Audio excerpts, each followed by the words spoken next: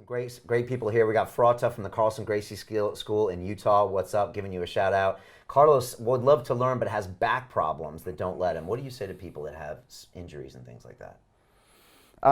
You can work around them. Your body type, there's techniques that you will be able to do. So, yeah, people can come in and have an entirely different game style to me, working around the limitations on their body. So the way I do things might not necessarily be the way that you will do things, but you'll still be a black belt eventually. Yeah, whenever I used to get injured, I used to just focus on some different techniques. There's always something you can do. Yeah. It was an old story. I remember some guy got injured his knee or something, and he just focused on side control, which is a position, and he got to be really good at it. He learned all the nuances. So I think there's always something you can do. Yeah, you can work around, and as well, just the environment, coming in and drilling with people, you know. I don't go to the pub or hang out with my friends at pubs because all my mates are on there. Right. So it's a really good social aspect to it as well. Yeah, it's real social. There's a real camaraderie. You know, it's like a very Brazilian thing. Like, I remember when I was in Brazil, when someone comes in, they shake everyone's hand around the room. And I mean, once you roll with someone for a few minutes, like, it's a different relationship. I think I was listening to Rickson Gracie's son, Kron Gracie, and he said, I don't know someone until I roll with them. That's when I have a conversation with them. And then I know that's the type of person they are. You know, you can talk all you want, but until I roll with you, I can see. Oh, you can fit 6 months of bonding into a 5-minute round. Right. Yeah. And you can know what someone's like, Yeah. right? They're gonna try to eye gouge you when you're in there.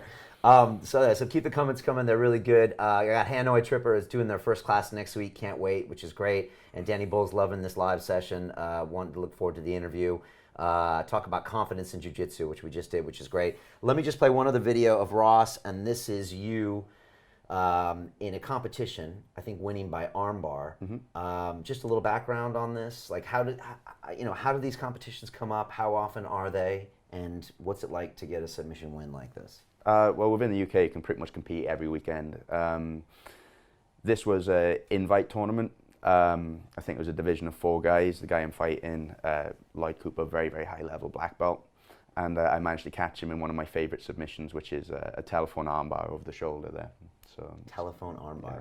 All right, watch this. This is Ross winning by submission.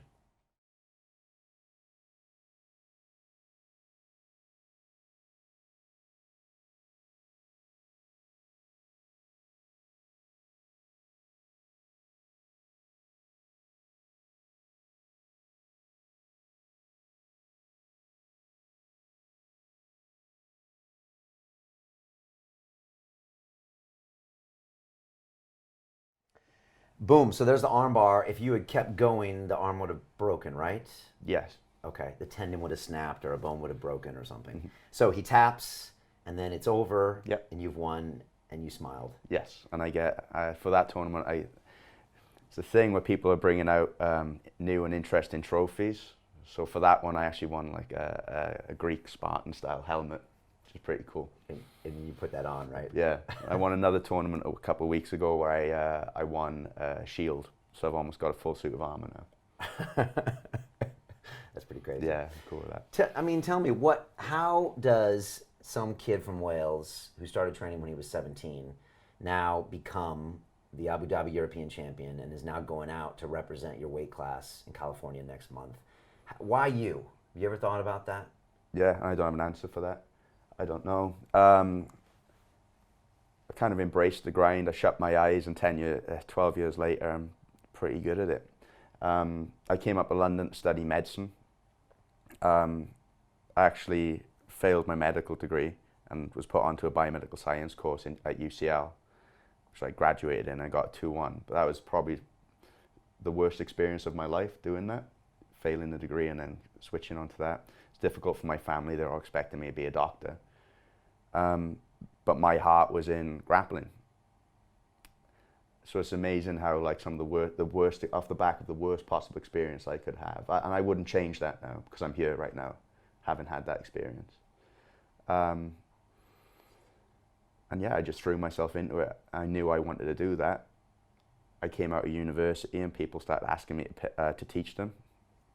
And now I'm helping run an academy with over 400 students. It's one of the most successful academies in the UK.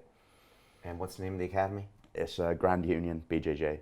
And you train out of Gym Box Farringdon. Gym Box Farringdon. And recently, the last tournament I did, as 16-man tournament, we got some of the best grapplers in Europe.